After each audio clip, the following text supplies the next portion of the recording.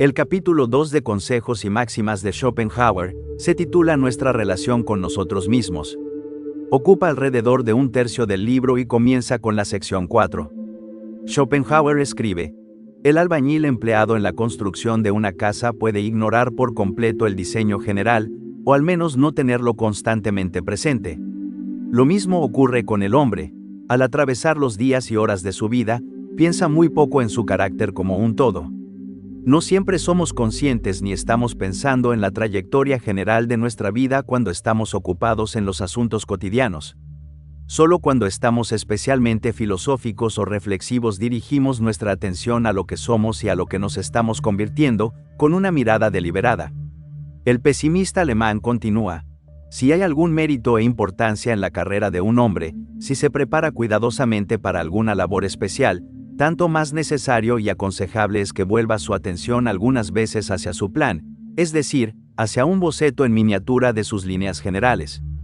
Para hacer eso, por supuesto, debe haber aplicado la máxima nocete ipsum, conócete a ti mismo, el proverbio griego asociado con el oráculo de Delfos y con la misión socrática de la filosofía. Debe haber avanzado un poco en el arte de comprenderse.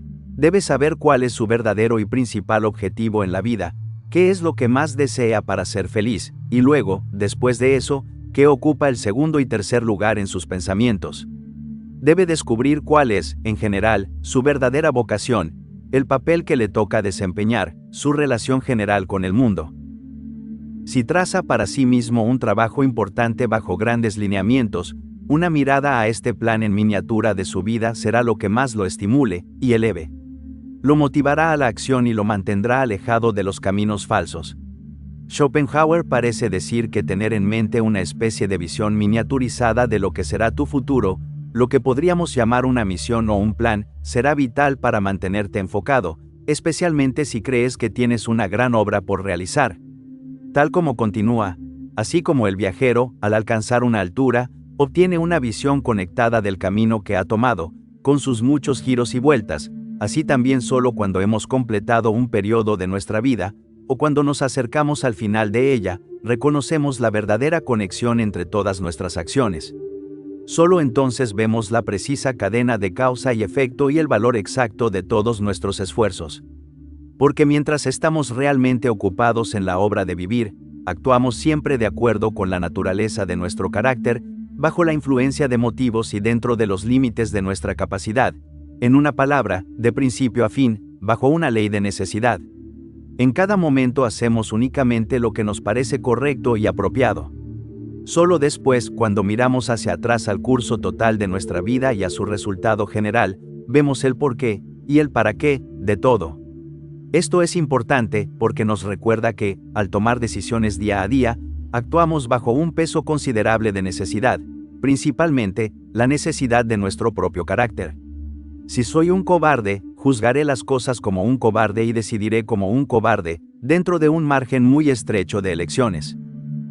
Son los cambios graduales en nuestro carácter, quizá aquellos que logramos provocar a lo largo de décadas, los que producen la diferencia general. Pero no disfrutamos de tanta libertad absoluta como nos gusta imaginar al planear nuestra vida entera. Las transformaciones ocurren muy lentamente. Y, por supuesto, es solo en los puntos de inflexión de nuestra vida, el final de una relación, un cambio de trabajo, o cuando vemos una etapa terminando, cuando, como el viajero, miramos hacia atrás y vemos el camino como una unidad. No podemos verlo como una unidad mientras lo recorremos, porque estamos demasiado concentrados en lo que está delante de nosotros. El pesimista alemán escribe: cuando estamos llevando a cabo alguna gran acción o creando alguna obra inmortal, no somos conscientes de ello como tal. Pensamos únicamente en satisfacer objetivos presentes, en cumplir la intención que tengamos en ese momento, en hacer lo correcto ahora. Solo cuando contemplamos nuestra vida como un todo conectado, nuestro carácter y capacidades se muestran en su verdadera luz, y vemos cómo, en ocasiones particulares, una feliz inspiración nos guió hacia el único camino verdadero entre miles que podían habernos llevado a la ruina.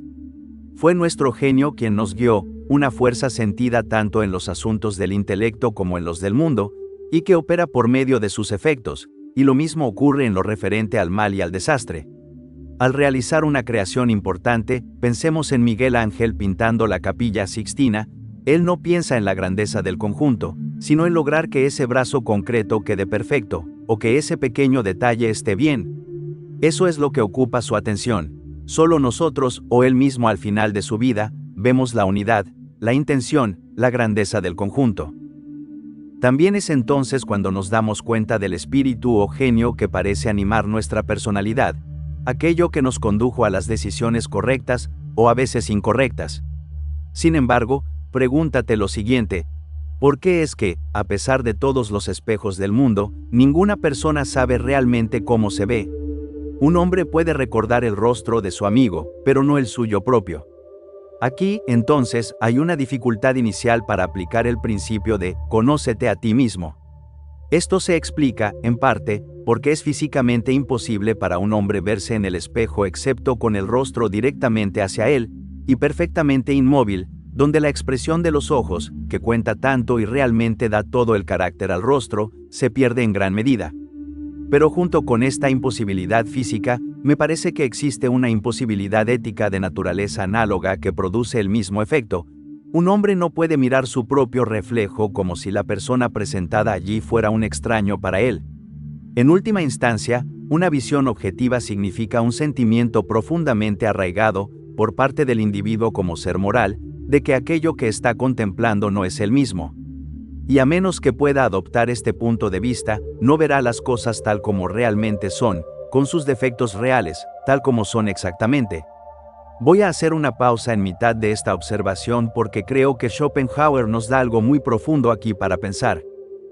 Existen todos los espejos del mundo y, sin embargo, nunca me veo realmente. Primero, puedo imaginar el rostro de mi amigo, pero tengo dificultad para imaginar el mío.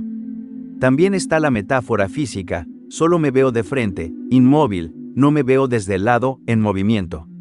Y parece que no puedo encontrarme a mí mismo de la manera en que otros me encuentran. Pero la imposibilidad moral paralela es que siempre sé que soy yo, no puedo verme como un extraño. Y, no obstante, es precisamente como un extraño que necesito verme para verme tal como existo. Mi sentido de mí mismo interfiere con mi percepción de mí mismo. El espejo no te muestra realmente a ti, te muestra a ti como tú, no como los demás te ven. Para saber quién soy, realmente, necesitaría verme como otro, como lo que realmente represento ante el mundo. Pero no puedo, y esa incapacidad evita que adquiera verdadero autoconocimiento. Tal como dice Schopenhauer, en lugar de eso, cuando un hombre se ve en el espejo, algo en su propia naturaleza egocéntrica le susurra que recuerde que no es un extraño, sino él mismo lo que está viendo, y esto actúa como un Noli me tangere, una especie de «no me toques», una barrera psicológica que le prohíbe examinarse con distancia y le impide tomar una visión verdaderamente objetiva. Parece, de hecho, que sin el fermento de una pizca de malicia, tal visión es imposible. Entonces, pregúntate, ¿qué veo cuando me veo? Me veo como veo cualquier otra imagen, y sin embargo, algo en mi ego me susurra, ese eres tú. Y esto opera como un Noli me tangere, no me toques, no me juzgues. Es lo que, según el Evangelio, Cristo resucitado le dice a María Magdalena, y cito, no es adecuado que me toques. Esa es la postura que adopta nuestra propia imagen frente a nosotros mismos. No seas demasiado duro conmigo, no me juzgues como juzgas a los demás. Lo que dice Schopenhauer suena a la vez alentador y amenazante, necesitamos un pequeño grano de malicia. Considero que se refiere a una malicia hacia uno mismo, la capacidad de mirarnos y decir, voy a conocer la verdad sobre ese tipo. Voy a ver sus defectos de forma objetiva, voy a juzgarlo como si fuera un extraño. Y aquí ocurre algo importante. Si ni siquiera podemos ver nuestra propia imagen con objetividad, ¿cómo vamos a ver con objetividad nuestra vida entera? La transición natural del autoconocimiento estático, el rostro en el espejo, al autoconocimiento evolutivo, nuestra vida en el tiempo, lleva a Schopenhauer al siguiente tema: cómo relacionarnos con el pasado, el presente y el futuro. La sección 5 de Consejos y Máximas trata precisamente sobre estas dimensiones del tiempo y la actitud que el sabio debe adoptar hacia cada una de ellas. Él escribe: Otro elemento importante en la sabia conducción de la vida es preservar una adecuada proporción entre nuestros pensamientos sobre el presente y nuestros pensamientos sobre el futuro, para no desperdiciar uno prestando demasiada atención al otro. Muchos viven demasiado en el presente y otros demasiado en el futuro, siempre ansiosos y llenos de preocupación. Aquellos que luchan, que esperan y que viven solo en el futuro, siempre mirando hacia adelante, e impacientes por anticipar aquello que viene como algo que los hará felices cuando lo obtengan, son, a pesar de su aire tan inteligente, exactamente como esos burros que uno ve en Italia, cuyo paso se acelera fijando un palo en su cabeza con un manojo de heno al final. El heno siempre está justo delante de ellos, y siguen tratando de alcanzarlo. Tales personas viven en un estado constante de ilusión sobre toda su existencia, y continúan viviendo provisionalmente, siempre esperando, hasta que finalmente mueren. Este es claramente un error, una forma equivocada de vivir. Vivir siempre persiguiendo lo que está un poco más adelante, aquello que me hará feliz cuando llegue ese objetivo futuro, un ascenso, un proyecto completado, una relación ideal, es vivir como un burro. Es vivir descentrado, siempre avanzando sin descanso, hasta morir. El pesimista alemán continúa: en lugar de estar siempre pensando en nuestros planes y mirando ansiosamente al futuro, o entregándonos al arrepentimiento por el pasado, no debemos olvidar que el presente es la única realidad, la única certeza, que el futuro casi siempre resulta contrario a nuestras expectativas, y que el pasado tampoco fue tal como suponemos que fue. Aquí aparece un problema interesante. Mi memoria es engañosa respecto al pasado. Lo recuerdo mejor o peor de lo que fue, de modo que lamento cosas que no son exactas. Y mis anticipaciones del futuro también suelen ser erróneas, así que mis esperanzas y mis ansiedades se apoyan en imágenes imprecisas. Lo único que poseo con certeza absoluta es el presente, y mi actitud hacia él. Ahí debe descansar mi paz y mi equilibrio. El pasado y el futuro, en general, tienen menos importancia de la que creemos. La distancia que hace que los objetos parezcan pequeños al ojo corporal, los hace parecer grandes al ojo del pensamiento. El presente es lo único verdadero y real, es el único tiempo que posee plena realidad, y nuestra existencia reside exclusivamente en él. Por lo tanto, debemos alegrarnos del presente, darle la bienvenida que merece y disfrutar cada hora que sea soportable por estar libre de dolor y molestias, siendo plenamente conscientes de su valor. Pero difícilmente podremos lograrlo si torcemos el gesto ante el fracaso de nuestras esperanzas pasadas o ante nuestra ansiedad por el futuro. Es la mayor necedad rechazar la hora presente de felicidad o arruinarla con disgustos nacidos de la inquietud ante lo que está por venir. Existe, por supuesto, un tiempo para la previsión, incluso para el arrepentimiento, pero, cuando ese tiempo ha pasado, debemos pensar en lo ocurrido como algo a lo que hemos dicho adiós por necesidad, controlando nuestro corazón. Y del futuro debemos pensar como de algo que está más allá de nuestro poder, en el regazo de los dioses. Pero respecto al presente, recordemos el consejo de Séneca y vivamos cada día como si fuera toda nuestra vida. La reflexión continúa de forma más polémica, y cito: solo aquellos males que estamos seguros de que llegarán en una fecha determinada tienen derecho a perturbarnos, y cuán pocos son los que cumplen esta condición.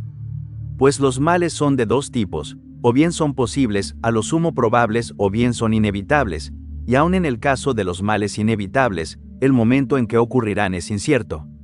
Un hombre que se prepare constantemente para cualquiera de estos dos tipos de mal no tendrá ni un momento de paz. Si no queremos perder toda la tranquilidad en la vida por miedo a males que, algunos, son inciertos en sí mismos y otros inciertos en cuanto al momento en que ocurrirán, debemos considerar a los primeros como si nunca fueran a suceder y a los segundos como si no fueran a suceder muy pronto. He presentado esta idea a un par de amigos y familiares, y la mayoría piensa que es un mal consejo. Pero, en mi opinión, el pesimista alemán está delineando tres categorías de males. Dice que hay un tipo que sí tiene derecho a perturbarnos, es decir, uno está plenamente justificado en sentir ansiedad, preocupación y en permitir que dicho mal afecte la felicidad presente, y ese tipo de mal es aquel que es absolutamente seguro y que además ocurrirá en una fecha determinada. Por ejemplo, me reclutan y sé que debo presentarme al entrenamiento el 1 de mayo. A medida que esa fecha se acerca, tengo delante un acontecimiento inevitable, negativo para mí, y fijado en un día exacto. No existe manera de evitarlo y su fecha es conocida. Schopenhauer diría que estoy justificado a sentir ansiedad por eso. Es uno de los raros males que son simultáneamente seguros y fijados en el tiempo. En contraste, prácticamente todos los demás problemas de nuestra vida pertenecen a otra categoría. O no es seguro que ocurran, o, si es seguro que ocurran, no sabemos cuándo. En cualquiera de estos dos casos, tenemos un margen para posponer la ansiedad o reducirla. No se trata de cegarnos completamente ante la necesidad de prepararnos para males futuros, sino de evitar que males que tienen un grado de incertidumbre, ya sea en su ocurrencia o en su fecha, arruinen nuestra paz mental presente. Habrá un momento para enfrentarlos más adelante, cuando sean más inminentes o cuando efectivamente estén ocurriendo, pero ese momento no es ahora. Volviendo a Schopenhauer, cuanto menos se perturbe nuestra paz mental por el miedo, más probable es que se agite por el deseo y la expectativa. Solo cuando el hombre abandona toda pretensión y se refugia en la existencia simple y sin adornos es capaz de alcanzar la tranquilidad interior, fundamento de la felicidad humana. La paz mental es esencial para disfrutar el momento presente, y, a menos que los momentos presentes se disfruten, la felicidad de la vida entera desaparece. Siempre debemos recordar que el día de hoy llega una sola vez y no vuelve jamás. Creemos que regresará mañana, pero mañana es otro día que, a su vez, llega solo una vez. Tendemos a olvidar que cada día es una porción integral, y por tanto insustituible, de la vida, y solemos considerar la vida como una idea colectiva, o un nombre, que no sufre si uno de los elementos que reúne se destruye. Considero que Schopenhauer, y yo coincido, está diciendo algo importante. En nuestra cultura moderna repetimos frases como, cada día es un nuevo comienzo. Estos son clichés que surgieron mucho después de Schopenhauer, pero el valor de lo que él afirma es claro, olvidamos que cada día es valioso en sí mismo. Pensamos en los días como si fueran hormigas en un hormiguero. Tengo miles, si desperdicio 30, no pasa nada. Sin embargo, esta no es una visión adecuada. Cada día que perdemos es una pérdida grave para nuestra felicidad. Tal como continúa el pesimista alemán, disfrutaríamos más del presente si, en aquellos días buenos en los que estamos sanos y fuertes, no dejáramos de recordar cómo, en la enfermedad y en el dolor, cada hora pasada libre de sufrimiento nos parecía, en la memoria, infinitamente envidiable, como un paraíso perdido. El consejo aquí es que, cuando estemos bien, recordemos cómo, en épocas de enfermedad, mirábamos hacia atrás deseando haber disfrutado más aquellos días de salud. Es decir, aprender de nuestra propia memoria, no esperar a perder algo para valorarlo. Miles de horas agradables y despreocupadas se desperdician en disconformidad. Las dejamos pasar sin disfrutarlas y luego suspiramos por ellas en vano cuando el cielo se oscurece. Y a veces pasa algo parecido en nuestras relaciones personales, amigos que te dicen, llama a tu madre, reconcíliate con tu padre, dile a tus hijos que los quieres, porque podría llegar un día, inesperado, en el que ya no puedas hacerlo. Y si algo terrible sucede, puede que pienses, si tan solo el jueves pasado hubiera hecho lo que tenía que hacer. No queremos vivir acumulando jueves pasados. Visto desde hoy, cada día es potencialmente ese jueves que más tarde lamentaríamos haber desaprovechado. Como escribe Schopenhauer, los momentos presentes que son soportables, por triviales o comunes que sean, pasan con indiferencia, o incluso los rechazamos con impaciencia. Pero son estos los momentos que debemos honrar, recordando siempre que la marea menguante ya los está arrastrando hacia el pasado, donde la memoria los guardará transfigurados y brillando con una luz imperecedera en algún tiempo futuro, y sobre todo cuando nuestros días sean malos, los presentará como el objeto de nuestro más profundo arrepentimiento. Aquí el punto es que la memoria distorsiona. Los momentos ordinarios de hoy serán recordados con una luz idealizada en el futuro, especialmente cuando suframos. Esa es la trampa. Permitimos que el presente, libre de dolor, pase desapercibido, y luego, en tiempos difíciles, esos mismos momentos regresan con un brillo casi sagrado, solo para hacernos sentir arrepentimiento y perturbar nuestra paz mental. La solución es simple, pero difícil: vivir el presente ahora, antes de que se convierta en ese objeto de nostalgia que duele. Y recuerda siempre el consejo del pesimista alemán: el día de hoy es una pequeña vida.